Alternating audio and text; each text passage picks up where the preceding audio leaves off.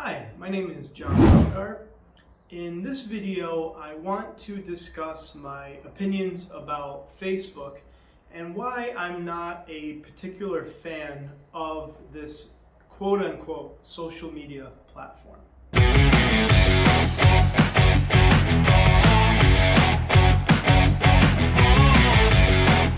Okay, so I mentioned quote-unquote social media platform. What do I mean by that? Well, I don't like the term social media. I understand why it's used, but to get started, I find that this product could be used to facilitate social activity, but I would say it's anything but social.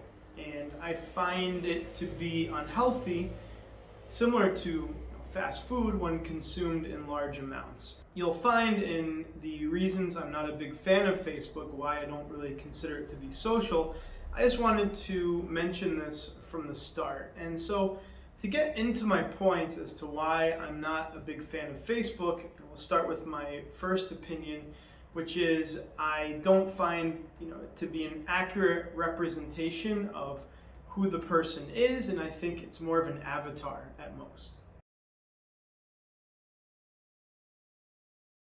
Okay, so to understand this, I think that to have what I would call a genuine or true friendship, it involves aspects that you can't really have in social media. Now, you can have a friendship outside of social media, and these parts of the friendship can be facilitated by it, but you need much more than that. And if that's the only interaction you have, then I think it's an unhealthy one. So in my opinion, the challenge of social media relates to one of the fundamentals of a friendship, which could be viewed as intimacy or privacy in a combination. And this isn't sexually related. What I mean is, with a good friendship, you will share personal things, you may have personal experiences, and you'll have a certain sense of trust. There may be things in a friendship that you don't want others to know, things that you've gone through, and it doesn't have to be even illegal, but it could be embarrassing things. So the problem with social media is everything is aired out there. So it's very hard to establish this type of intimacy. I mean, at one point I've tried with Facebook. What I attempted to do was to group friends and family, and then work contacts or other associates. It never really worked very well, and I think they've done away with it. I mean, it goes against Facebook's algorithm anyway. So there wasn't much incentive for them to do this because they want everyone connected, everyone sharing. They don't want people to segment off their relationships because it's, like I mentioned, it's contrary to their business model. So another way to think is there's this 90s sitcom called Seinfeld, for those who are younger, or if you're from overseas, maybe you never heard of it. And there's one episode where one of the main characters, named George, has kind of a different way or different approach to those he's with. And he has what's called Intimate George or Relationship George. And this is basically, he's a different person for different personality types. And we do this in society. I mean, I would say only someone who is completely socially inept would behave the same way in front of their boss as they would in front of a distant cousin, as they would in front of a loved one, as they would in front of an intimate partner. We all have different ways we behave. And to even take this a step further, if you feel you're in total isolation and that nobody is watching you, you definitely behave differently than you do when you're in the office or when others are watching. And the problem is, it's very hard under a single platform to make this single representation of yourself. Like I mentioned, the person you are in front of your boss may not be the one you are with a group of friends after you're drinking or hanging out and just sharing something private. And so this is a problem I have, and it's more of a flaw with just the product in general. And so because you can't be 100% intimate, I mean, you can, but keep in mind who's watching or listening. I mean, it could be coworkers, and it could be their friends, if depending on what's liked. It could be, like I mentioned, relatives and everything. It's a bit difficult. And so for most people, I find it forces you into what I'll call an avatar. So what that means is you are by nature, and it's nobody's fault, this is just how, social kind of relations are, you kind of curate or you make an avatar of yourself, and it's not your full self. And that's fine. I mean, I'm just explaining why I don't like the platform. I don't care if people do this, and I think it's the only way really to do it. And it's something I've struggled with because, I've always just wondered, all right, how do I post this where, my friends are going to get it, but maybe a distant relative might not, or maybe I don't want a coworker to be offended by it. And it's too much thinking for me. I'll get into one of these points, but it's like way too much stress in my life or things to worry about because it's just how my personality is. I don't like to be fake in a sense. And, once again, that's a loaded term, and I don't want to accuse people who use Facebook or anyone who posts a lot of fake. I'm just saying that it forces you into a corner in a sense if you want to use it properly without any repercussions. So this is one of the challenges that I have with it and why I personally just couldn't find a good use for it, because I think a good friendship should be based on things outside of computers and everything else.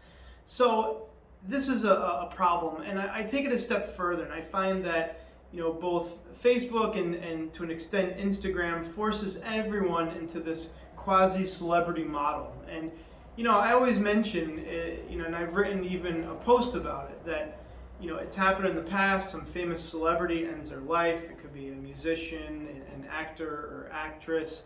It could be famous sports athlete, and you wonder, they had everything, right? How could this be? How could they have ended their life?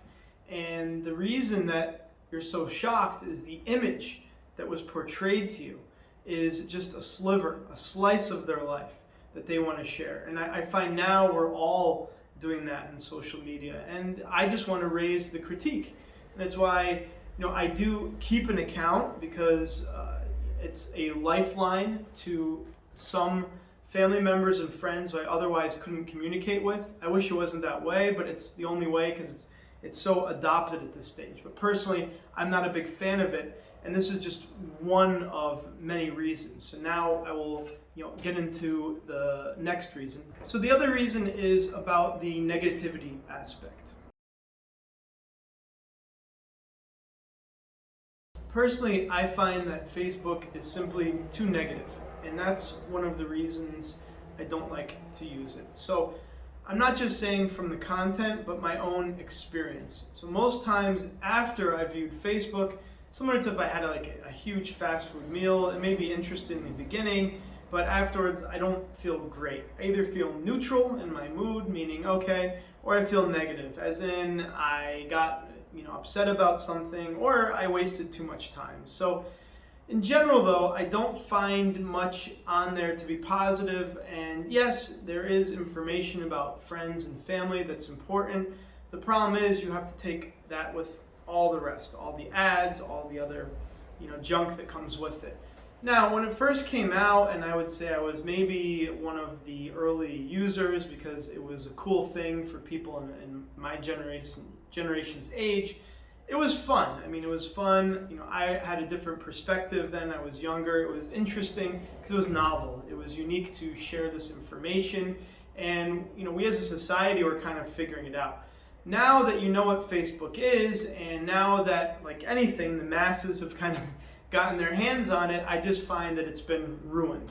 And especially in the political realm, I mean, since 2016, it's just become awful that there's so much politics on there. I'm not a big fan. I would rather these discussions happen in person. I think they become less heated that way. I think it's easier to articulate a statement. It's also one reason I have this channel, is I prefer to voice my opinions in this form. I really have to think about them instead of just typing them out. I also think for me personally, I get a larger reach using YouTube than just commenting for a small group of people. But in any case, the politics is way too much, and if it's not that, it's just, I don't know, baby pictures of some person I barely know. I'm not saying that's negative in itself, but I don't get much out of it, and when I am engaged, it's something negative. It becomes very political, people start arguing about things, and rarely do you, after having this huge comment battle, say, oh, that was a great exchange of ideas, thank you, I would like to do this in the future. Instead, you just leave bitter, or someone unfriends, or whatever. I briefly got into this, and I realized I was getting no value, and so very quickly I receded. So that's the other reason, is I just don't find much positive in it for my own life. Others may, but for me, I don't find much about it that I enjoy or brings increased happiness to my life. And that leads me to the next argument or point from my side, which relates to privacy. So on the privacy and trust side, I have a huge problem with Facebook. Now, a lot of people don't seem to care, at least in America. I have a fair amount of Germans I'm in contact with, and I've written an article about the Stasi and how Germans approach social media. They have a different approach, and I'd say people in other countries do. It seems Americans are more laissez-faire about Facebook, which I think is disturbing. I mean, there was a hack very recently where I think it was date of birth, password perhaps, some other intimate information was leaked, and this was a huge data breach. So, I don't put a real birthday in there. I don't put anything besides my name, even though I continue to use the platform for this very reason. It's a number one target. So, and you can do a lot with that data. I don't think people realize it. So there's no incentive for me to go about filling out my profile with all this information when I know it could easily be hacked and leaked and distributed. And why do I want that information to get into the hands of a bunch of strangers, and who knows what they're going to do with it? And then if you do have a lot of valuable information, you have to worry about changing your password and updating all of this. So it becomes a stress. More importantly, on the privacy side, I simply do not trust the platform. As a general rule, anything that gets too large, whether it's a business or the government, I start to trust less because it becomes more opaque. You don't really know who's in charge. I mean, who in Facebook can see your, not conversations, I know that's encrypted, but your posts, who you're interacting with? We don't know. It's not like you have a local representative like in politics who is accountable for these things. You don't know. You have no idea who within the organization has access to that information. But let's take it a step further. Think about it this way. If the government of any country were to demand that you name all of your friends, that you track where you're going many times, that if you go on a vacation, that you provide specific details on it, the world would be up in arms. Whatever country it was, it would be up in arms. But the beauty of our modern times is people voluntarily give this to a private corporation, and granted, there's plenty of incentives to do so. That's why it's being done. And then the government can simply tap that private corporation if they want information. And you may accuse me of being paranoid or a conspiracy theorist, but do you really think it's such a stretch that if you got onto a government watch list for whatever reason, they couldn't just walk over to Facebook and see everything about you? And I've heard this argument many times. I have to credit Glenn Greenwald, for raising it. If you don't know who he is, check him out when it relates to privacy and his work with Edward Snowden. But he makes a great point. He says, well, I'm not doing anything wrong. These are his words or his response. What do I care if someone can see my information? And I think he has an excellent response. If you don't care about your privacy, then put together a spreadsheet of all your passwords and access to everything you have, and hand that to me and tell me you don't care. Okay, it's a bit of a trick, but think about it. We all care, and that's my point. So for me, I don't trust Facebook at all. Because it's a large organization, I don't trust the leadership of Mark Zuckerberg. I think he is, a very smart, astute businessman, but I don't trust him, not with my personal information. And his efforts to try to build trust come across to me as completely inauthentic. It's obvious this is just a massive money-making machine for him, which is fine, but I choose not to participate in it. So I don't advocate closing your account. I actually think the best way to approach social media is to strip it of anything that's valuable, but to continue to use the services. See, I keep an account, I go on there from time to time, I chat, but I give nothing back, in terms of my own data, in terms of engaging. And I get, for myself, more benefit, I think. I'm not exposed to ads. I use what's called an eradicator program that blocks all the ads. I don't see the news feed because I don't think there's much in there. And if I want to, I can turn off the eradicator, go through the news feed for a few minutes if I absolutely want to see. I use it primarily for chatting because I don't want to cut off this lifeline. But for me personally, I don't feel that there's enough on there. And I think that it could be improved upon. And maybe the future of social media will be something in a direction of a subscription model, similar to what you have with Netflix. I mean, people stopped pirating videos when they realized, okay, I can pay $8 a month and get almost everything. It's not 100% the case. Not every platform offers it all. But I think this model would serve Facebook better. And if it did do this model, I may consider it, at least from the privacy standpoint. But this free model I don't like because you're being targeted. And as a final point, when I do view Facebook, I have to have a separate browser for it because the cookies are so intrusive. Now, this is more of an advanced topic, although we all may have heard of cookies, but if you go into Facebook once, it is tracking all of your activity unless you delete that cookie. On your phone, it's even worse. I mean, I haven't used the app on my phone in ages because I know it's just a horrible tracker of everything I do, along with many other apps. But on a web browsing scale, even if you only log in there once and log out, that cookie is following you all over the internet. It's completely non-transparent. You have to be kind of a techie or at least understand things. And so for me, I just don't like any of it. It's much easier not to engage with it much, but because I know how intrusive it is, I open it up on a separate browser. I use Microsoft Edge, which I don't use for anything else. And so that way, the tracking is housed just in the Microsoft Edge and it doesn't go. But look at the lengths you have to go to protect your own privacy. I mean, it's crazy. So it's another reason for me not to engage in the platform. And my final argument is about productivity. So the last point is, I have my own business. I have a blog, which I'll link to. I run this channel. I'm quite busy. And so I just think from a productivity standpoint, I do save a lot of time in my day not engaging in this platform. Now, I can still chat with other people, but I generally only look on the weekend.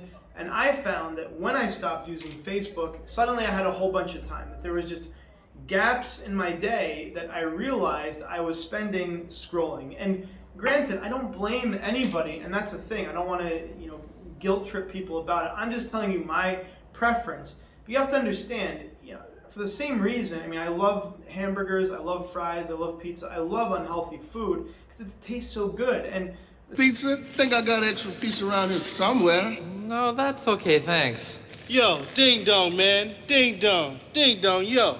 No. The same thing you have to realize about Facebook is the same people who design slot machines and online gambling are the ones who develop this algorithm.